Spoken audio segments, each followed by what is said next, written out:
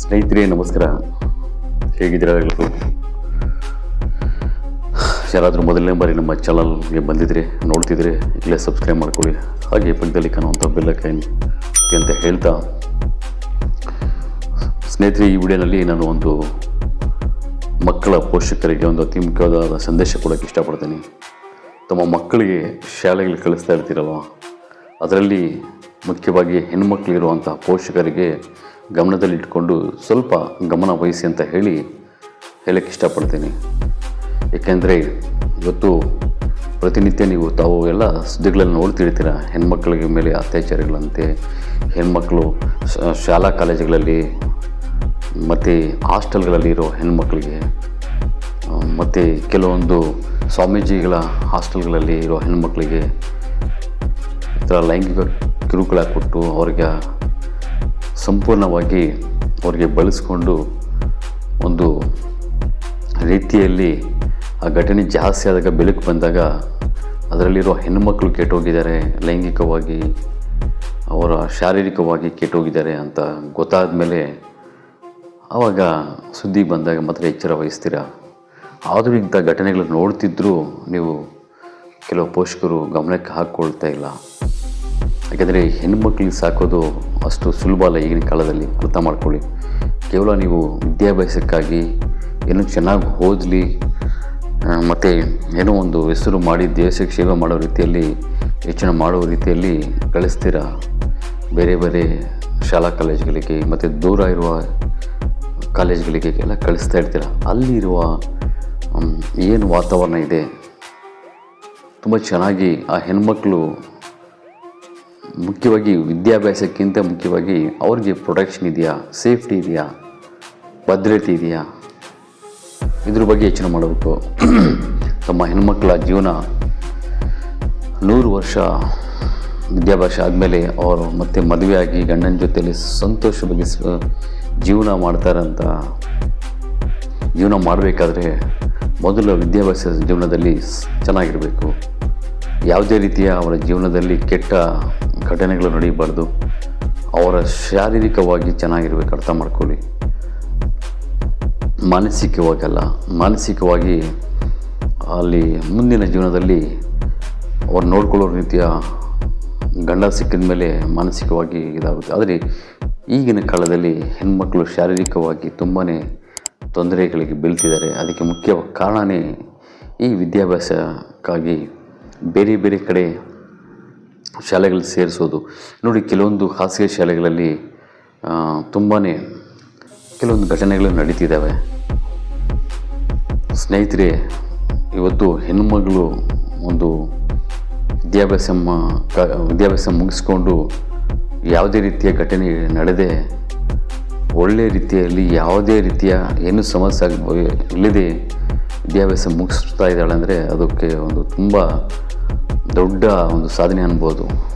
ಯಾಕೆ ಇದು ಪದೇ ಪದೇ ಹೇಳ್ತಿದ್ದೀನಿ ಅಂದರೆ, ಇವತ್ತು ಮಂಡ್ಯ ಜಿಲ್ಲೆಯಲ್ಲಿ ಒಂದು ತುಂಬ ದೊಡ್ಡ ಘಟನೆ ನಡೀತಿದೆ. ಅಲ್ಲಿ ಕೇವಲ ಶಾಲಾ ಮಕ್ಕಳ ಒಂದು SSLC ಓದುತ್ತಿರುವ ಹೆಣ್ಣುಮಕ್ಕಳ ಮೇಲೆ, ವಯಸ್ಸು ಬಂದಿರೋ ಹೆಣ್ಣುಮಕ್ಕಳ ಮೇಲೆ ಸುಮಾರು ಇವತ್ತಿಗೆ ಒಂದು 10 ಹೆಣ್ಣುಮಕ್ಕಳ ಮೇಲೆ ಅತ್ಯಾಚಾರ ಆಗಿ ಅವರ ಖಾಸಗಿ ಜಾಗಗಳನ್ನು ಮುಟ್ಕೊಂಡು ಅವರಿಗೆ ಕೆಲವು ಹೆಣ್ಣುಮಕ್ಕಳಿಗೆ ಪ್ರೆಗ್ನೆನ್ಸಿ ಆಗಿ ಆತನೇ ಒಂದು ಮಾತ್ರೆಗಳು ಕೊಡಿಸಿರೋ ಘಟನೆ ನಡೆದಿದೆ. ಬೆಳಕಿಗೆ ಬಂದಿರೋದು ಒಂದು 10 ಜನ ಹೆಣ್ಮಕ್ಳ ಮೇಲೆ ಅಂತ ಹೇಳ್ತಾ ಇದ್ದಾರೆ. ಒಬ್ಬ ವ್ಯಕ್ತಿ 10 ಹೆಣ್ಮಕ್ಳಿಗೆ ಕೆಡಿಸಿದ್ದಾನೆ ಅಂತ ಹೇಳಿ ಬೆಳಕಿಗೆ ಬಂದಿದೆ. ಇದರಲ್ಲಿ ಯಾವುದೇ ಊರು ತಾಲೂಕು ಅಂತ ಹೇಳೋಕ್ಕೆ ಇಷ್ಟಪಡಲ್ಲ. ಯಾಕಂದರೆ ಆ ಶಾಲೆಯಲ್ಲಿರೋ ಎಲ್ಲ ಹೆಣ್ಣುಮಕ್ಕಳು, SSLC ಓದುತ್ತಿರುವ ಎಲ್ಲ ಹೆಣ್ಣುಮಕ್ಳ ಮೇಲೆ ಈತ ಕೈ ಹಾಕಿದ್ದಾನೆ. ಅಂದರೆ ಖಾಸಗಿ ಜಾಗಗಳನ್ನು ಮುಟ್ಕೊಂಡು ಈತ ಕೇವಲ ಒಂದು ಡ್ಯಾನ್ಸ್ ಕ್ಲಾಸ್ ಹೇಳ್ಕೊಡ್ತೀನಿ, ಡ್ರಾಯಿಂಗ್ ಹೇಳ್ಕೊಡ್ತೀನಿ ಅಂತ ಆ ಶಾಲೆಗೆ ಸೇರಿಕೊಂಡು ಆತ ಸಾಯಂಕಾಲ ಹೊತ್ತು ಶಾಲಾ ಮುಗಿದ ಮೇಲೆ ಒಂದು PT ಹೇಳ್ಕೊಡುವ ವ್ಯಾಯಾಮ ಹೇಳ್ಕೊಡೋ ಒಂದು ಕೊಠಡಿ ತನಗೆ ಕೊಡ್ತಾರೆ. ಅಲ್ಲಿ ಹೆಣ್ಮಕ್ಳಿಗೆ ಡ್ರೆಸ್ ಬದಲಾವಣೆ ಮಾಡಿಕೊಂಡು ಡ್ಯಾನ್ಸ್ ಹೇಳ್ಕೊಡೋದು ಅಂತ ಹೇಳ್ತಾ, ಆ ಡ್ರೆಸ್ ಬದಲಾವಣೆ ಮಾಡೋ ಸಮಯದಲ್ಲಿ ಫೋಟೋಗಳು ತೊಗೊಂಡು ಆ ಫೋಟೋಗಳು ಇಟ್ಕೊಂಡು ಬ್ಲ್ಯಾಕ್ ಮೇಲ್ ಮಾಡಿ ಒಂದು ಹುಡುಗಿ ನಂತರ ಇನ್ನೊಂದು ಹುಡುಗಿಗೆ ಈತ ಶಾರೀರಿಕವಾಗಿ ಬಳಸ್ಕೊತಾನೆ. ಆ ಹೆಣ್ಮಕ್ಳು SSLC ಹೆಣ್ಮಕ್ಳಿಗೆ ಯಾವುದೇ ರೀತಿಯ ಒಂದು ಬುದ್ಧಿ ಇಲ್ಲದೆ ಆ ಹೆಣ್ಮಕ್ಳಿಗೆ ಕೆಲವು ಖಾಸಗಿ ಜಾಗಗಳಲ್ಲಿ ತುಂಬ ನೋವಾದಾಗ ಮಾತ್ರ ಆ ಹೆಣ್ಮಕ್ಳಿಗೆ ಕೆಲವ್ರಿಗೆ ಗೊತ್ತಾಗುತ್ತೆ. ಕೇವಲ ಆ ಹೆಣ್ಮಕ್ಳು ಆ ಫೋಟೋಗಳಲ್ಲಿರೋ ಆ ಮೊಬೈಲಲ್ಲಿರೋ ಆ ಫೋಟೋಗಳು ಡಿಲೀಟ್ ಮಾಡ್ಸೋಕ್ಕೆ ಆತ ಹೇಳೋದನ್ನೆಲ್ಲ ಕೇಳಿಕೊಂಡು ಆತನಿಗೆ ಎಲ್ಲ ದೇಹದ ಎಲ್ಲ ಒಂಥರ ಸಂತೋಷವನ್ನು ಆತನಿಗೆ ಕೊಟ್ಟು, ಮತ್ತು ಆತ ಆ ಕೆಲವು ಹೆಣ್ಮಕ್ಳಿಗೆ ಪ್ರೆಗ್ನೆನ್ಸಿಯನ್ನು ನಿಲ್ಲಿಸೋದಕ್ಕೆ ಮಾತ್ರೆಗಳು ಕೊಡಿಸೋದು, ಬಲಾತ್ಕಾರದಿಂದ ಮಾತ್ರೆಗಳು ತಿನ್ನಿಸೋದು ಕೊಡಿಸಿರೋದು ಈ ಘಟನೆ ನಡೆದಿದ್ದು ಇವತ್ತು ಬೆಳಕಿಗೆ ಬಂದಿದೆ. ಈ ಹೆಣ್ಣುಮಕ್ಕಳು ಈ ಕಡೆ ಸಾಯಬೇಕಾ ಹೋಗ್ಬೇಕಂತೇಳಿ ತಿಳ್ಕೊಂಡು, ಒಬ್ಬರಿಂದ ಒಬ್ಬರು ತಿಳ್ಕೊಂಡು ಜಿಲ್ಲಾ ಮಹಿಳಾ ಮತ್ತು ಮಕ್ಕಳ ಕಲ್ಯಾಣ ಇಲಾಖೆಗೆ ಒಂದು ಲೆಟ್ರ್ ಬರೆದು ನಮ್ಗೆ ಈ ಥರ ನಡೆದಿದೆ, ನಮಗೆ ಫೋಟೋಗಳು ಡಿಲೀಟ್ ಮಾಡಿ. ಈ ಹುಡುಗಿಯರು, ಈ ಹೆಣ್ಮಕ್ಳು ಕೇವಲ ಅವ್ರಿಗೆ ನಡೆದಿರುವಂತಹ ಏನು ಅವರು ಶಾರೀರಿಕವಾಗಿ ಅವ್ರ ಜೊತೆ ನಡೆದಿದೆ, ಅವ್ರಿಗೆ ಪ್ರೆಗ್ನೆನ್ಸಿ ಥರ ಆಗಿರೋ ಘಟನೆ ಬಗ್ಗೆ ಅವರು ಯೋಚನೆ ಮಾಡ್ತಿಲ್ಲ. ಆ ಮೊಬೈಲಲ್ಲಿರೋ ಫೋಟೋಗಳು ತೆಗೆಯೋದಕ್ಕೆ ಮಾತ್ರ ದಯಮಾಡಿ ಅಂಥೇಳಿ ವಿನಂತಿ ಪತ್ರವನ್ನು ಬರೀತಾರೆ. ಆ ಪತ್ರದ ಮುಖಾಂತರವಾಗಿ ಆ ಶಾಲೆಗೆ ಎಲ್ಲ ವಿಚಾರಣೆ ಮಾಡಿದಾಗ ಈತ ಮಾಡಿರೋ ಕೃತ್ಯಗಳೆಲ್ಲ ಒಂದರ ನಂತರ ಒಂದು ಬೆಳಕಿಗೆ ಬಂದಿದೆ. ಸುಮಾರು 10 ಹೆಣ್ಮಕ್ಳ ಮೇಲೆ, ಇಂಥ ಜಾಸ್ತಿ ಹೆಣ್ಮಕ್ಳ ಮೇಲೆ ಈತ ಈ ರೀತಿ ನಡೆದಿದ್ದಾನೆ. ಇಲ್ಲಿ ಯೋಚನೆ ಮಾಡಬೇಕಾಗಿರೋದು ಒಂದು ವಿಷಯ, ಯಾವನೋ ಒಬ್ಬನ ಒಂದು ಶಾಲೆಗೆ, ಅಂದರೆ ಅವನು ಆ ಶಾಲೆಯಲ್ಲಿ ಓದಿರುವಂಥ ಹಿರಿಯ ವಿದ್ಯಾರ್ಥಿ ಅಂತ ಹೇಳಿ ಡ್ಯಾನ್ಸ್ ಕ್ಲಾಸ್ ಹೇಳ್ಕೊಳ್ತೀನಿ, ಡ್ರಾಯಿಂಗ್ ಹೇಳ್ಕೊಳ್ತೀನಿ ಅಂತ ಸೇರಿಕೊಂಡು ಇದ್ದಾನಲ್ವ, ಆತ ಸೇರ್ಕೊಂಡ್ಮೇಲೆ ಅವನ ನಡತೆಗಳು ಏನು, ಅವನು ಏನಕ್ಕೆ ಈ ರೀತಿ ಮಾಡ್ತಾನೆ, ಎಷ್ಟು ಹೆಣ್ಮಕ್ಳ ಮೇಲೆ ಈ ರೀತಿ ಕೆಲಸಗಳು ಮಾಡಿದ್ದೇನೆಂದರೆ ಆ ಶಾಲೆಯ ಮುಖ್ಯೋಪಾಧ್ಯಾಯರಾಗ್ಬೋದು, ಅಲ್ಲ ಶಾಲೆಯ ಮಾಲೀಕರಾಗ್ಬೋದು, ಯಾಕೆ ಇದ್ರ ಕಡೆ ಗಮನ ಹಾಕಿಲ್ಲ ಅಂತ ಪ್ರತಿಯೊಬ್ಬರು ಯೋಚನೆ ಮಾಡಬೇಕು.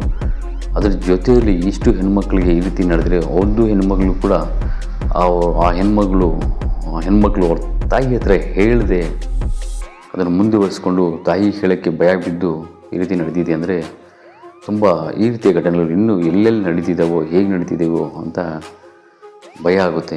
ಯಾಕಂದರೆ ಇವತ್ತು ಸ್ಪಷ್ಟವಾದ ಯಾವುದೇ ರೀತಿಯ ತೊಂದರೆಗಳಿಲ್ಲದೆ ಹೆಣ್ಮಕ್ಳು ಸಿಗೋದು ತುಂಬ ಕಷ್ಟ ಆಗಿದೆ. ಆ ರೀತಿಯ ಘಟನೆಗಳು ನಡೀತಿದ್ದಾವೆ. ಸ್ನೇಹಿತರೆ, ನಾನು ನಿಮ್ಮ ಈ ಪೋಷಕರಿಗೆಲ್ಲ ಹೇಳೋದು ವಿಷಯ ಅಂದರೆ, ಅದರಲ್ಲಿ ತಾಯಿ ಅನ್ನುವ ಯಾರೊಬ್ಬ ಮಹಿಳೆ ತಮ್ಮ ಹೆಣ್ಮಕ್ಳಿಗೆ ಕೇವಲ ವಿದ್ಯಾಭ್ಯಾಸದ ಬಗ್ಗೆ ಎಲ್ಲ ಯೋಚನೆ ಮಾಡಬೇಕಾಗಿದ್ದು, ಆ ಹೆಣ್ಮಕ್ಳ ಜೊತೆಯಲ್ಲಿ ಸಂತೋಷವಾಗಿ ಒಂದು ಫ್ರೆಂಡ್ಲಿಯಾಗಿ ಮಾತಾಡಿ, ಯಾರಾದರೂ ಕೈ ಹಾಕಿದರೆ ಒಂಥರ ಒಳ್ಳೆ ರೀತಿಯ ಎಲ್ಲ ಕೆಟ್ಟದ ರೀತಿಯಲ್ಲಿ ಕೈ ಹಾಕಿದರೆ ಹೇಳೋ ರೀತಿಯಲ್ಲಿ ಇಟ್ಕೊಂಡ್ರೆ ಮಾತ್ರ ನಿಮಗೆ ನಿಮ್ಮ ಮಕ್ಕಳ ಭವಿಷ್ಯದಲ್ಲಿ ಏನೇ ರೀತಿಯ ಘಟನೆಗಳು ನಡೆಯಲ್ಲ. ಆದರೆ ತಾಯಿಯನ್ನವರು ಬರೀ ಬೈಯೋದು, ಬರೀ ಕೋಪ ಮಾಡ್ಕೊಳ್ಳೋದು, ಬರೀ ಭಯ ಇಟ್ಕೊಂಡ್ರೆ ಆಗಲ್ಲ. ಅರ್ಥ ಮಾಡ್ಕೊಳ್ಳಿ, ತಾಯಿ ಮಾತ್ರ ನಾನು ಪದೇ ಹೇಳ್ತಾ ಇದ್ದೀನಿ, ತಾಯಿ ಮಾತ್ರ ಫ್ರೆಂಡ್ಲಿ ಆಗಿರಬೇಕು. ಹೆಣ್ಮಕ್ಳಿಗೆ ಏನೇ ನಡೆದ್ರೂ, ಯಾರಾದರೂ ಗುಡ್ ಟಚ್ ಅಥವಾ ಬ್ಯಾಡ್ ಟಚ್ ಅಂತೀವಿ ಇದಕ್ಕೆ.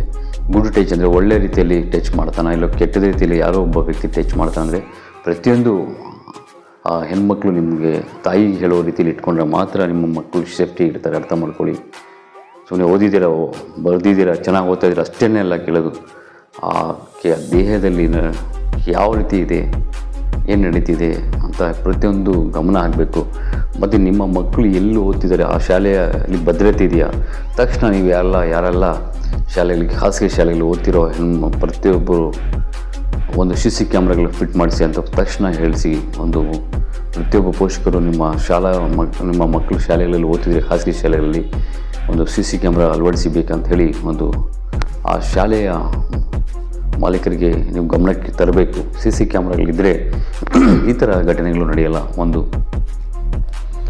ಇನ್ನೊಂದು ರೀತಿಯಲ್ಲಿ ಹೇಳಬೇಕಾದ್ರೆ, ಯಾವುದೇ ಒಂದು ಶಾಲೆಗಳಲ್ಲಿ ಈ ರೀತಿಯ ಡ್ಯಾನ್ಸ್ ಕ್ಲಾಸ್ ಅಂತ, ಮತ್ತು ಡ್ರಾಯಿಂಗ್ ಕ್ಲಾಸ್ ಅಂತ, ಕರಾಟೆ ಅಂತ ಹೇಳಿ ಯಾರ್ಯಾರಿಗೂ ಸೇರ್ಪಡೆ ಮಾಡ್ಕೊತಾರಲ್ಲ, ಅದನ್ನು ಫಸ್ಟು ನಿಲ್ಲಿಸಿ. ನಿಮ್ಮ ಹೆಣ್ಮಕ್ಳಿಗೆ ಹೇಳ್ತೀನಿ ನೋಡಿ, ಯಾವುದೇ ರೀತಿಯ ಕೇವಲ ಒಂದು ವಿದ್ಯಾಭ್ಯಾಸ, ಎಷ್ಟು ಬೇಕಷ್ಟು ವಿದ್ಯಾಭ್ಯಾಸ ಕೊಡಿಸಿ ಅವ್ರಿಗೆ ಏನೋ ಒಂದು ಅಡುಗೆ ಮಾಡಿಸೋದು, ಇಲ್ಲ ಅವ್ರ ಜೀವನದಲ್ಲಿ ಮುಂದೆ ಏನಾದರೂ ಕಷ್ಟಗಳು ಬಂದರೆ ಅದನ್ನು ಯಾವ ರೀತಿ ಫೇಸ್ ಮಾಡಬೇಕನ್ನೋಷ್ಟು ಮಾತ್ರ ಬುದ್ಧಿ ಬರೋ ರೀತಿಯಲ್ಲಿ ಇಟ್ಕೊಂಡ್ರೆ ಸಾಕು ಅನಿಸುತ್ತೆ. ಸುಮ್ಮನೆ ನೀವು ವಿದ್ಯಾಭ್ಯಾಸದ ಜೊತೆಯಲ್ಲಿ ಡ್ಯಾನ್ಸ್ ಹೇಳ್ಕೊಡ್ಬೇಕು ಅಂತ, ಕರಾಟೆ ಹೇಳ್ಕೊಡ್ಬೇಕಂತ ಹೇಳಿ, ಮತ್ತು ಇನ್ನೊಂದು ರೀತಿಯಾಗ ಕೆಲವೊಂದು ಕಲೆಗಳಿಗೆ ಅಂತ ಹೇಳಿ ಆ ಹೆಸರುಗಳು ಇಟ್ಕೊಂಡು ನಿಮ್ಮ ಹೆಣ್ಮಕ್ಳು ಕೆಟ್ಟೋಗೋದು ಅದು ಒಳ್ಳೆಯದಲ್ಲ. ಕೇವಲ ನಿಮ್ಮ ಹೆಣ್ಮಕ್ಳಿಗೆ ಶಾಲೆ ವಿದ್ಯಾಭ್ಯಾಸದ ಕಡೆ ಮಾತ್ರ ಗಮನ ಹಾಕಿಸಿ. ಯಾವುದೇ ಒಂದು ಡ್ಯಾನ್ಸ್ ಕ್ಲಾಸ್ ಅಂತ, ಕರಾಟೆ ಕ್ಲಾಸ್ ಅಂತ ಕಳಿಸೋದು, ಅಲ್ಲಿ ಕೆಟ್ಟೋಗೋದು ತುಂಬ ನಡೀತಿದ್ದಾವೆ ನೋಡಿ. ಶಾಲಾ ಸಮಯ ಮುಗಿದ ಮೇಲೆ ಹೆಣ್ಮಕ್ಳಿಗೆ ಡ್ಯಾನ್ಸ್ ಹೇಳ್ಕೊಡ್ತೀನಿ, ಡ್ರಾಯಿಂಗ್ ಹೇಳ್ಕೊಡ್ತೀನಿ ಅಂತ ಹೇಳಿ ಈ ರೀತಿ ಸುಮಾರು ಶಾಲೆಯಲ್ಲಿರೋರೆಲ್ಲ ಹೆಣ್ಮಕ್ಳಿಗೂ ಬಳಸ್ಕೊಂಡು ಇವತ್ತು ಅಷ್ಟು ಹೆಣ್ಮಕ್ಳ ಜೀವನವನ್ನು ನಾಶ ಮಾಡೋ ರೀತಿಯಲ್ಲಿ, ಸೂಸೈಡ್ ಮಾಡ್ಕೊಳ್ಳೋ ರೀತಿಯಲ್ಲಿ ಹೋಗಿದ್ದಾರೆ. ಅರ್ಥ ಮಾಡ್ಕೊಳ್ಳಿ. ಹಾಗಾಗಿ ಕೇವಲ ವಿದ್ಯಾಭ್ಯಾಸ ಮಾತ್ರ ಯಾರೆಲ್ಲ ನೋಡಿ ಹೇಳ್ತೀನಿ, 7ನೇ ಕ್ಲಾಸ್ ದಾಟಿದೆ ಒಂದು ಹೆಣ್ಮಕ್ಳಾದರೆ 7ನೇ ಕ್ಲಾಸಿಂದ ಮುಂದಿನ ಜೀವನದಲ್ಲಿ ನೀವು ಮದುವೆ ಆಗೋವರೆಗೂ ತಾಯಿ ಅನ್ನೋರು ಸರಿಯಾದ ರೀತಿಯಲ್ಲಿದ್ದರೆ ನಿಮ್ಮ ಹೆಣ್ಮಕ್ಳ ಬಗ್ಗೆ ಭದ್ರತೆ ಬಗ್ಗೆ ನೀವು ಕಾಪಾಡ್ಕೊಳ್ಬೇಕು. ಅರ್ಥ ಮಾಡ್ಕೊಳ್ಳಿ.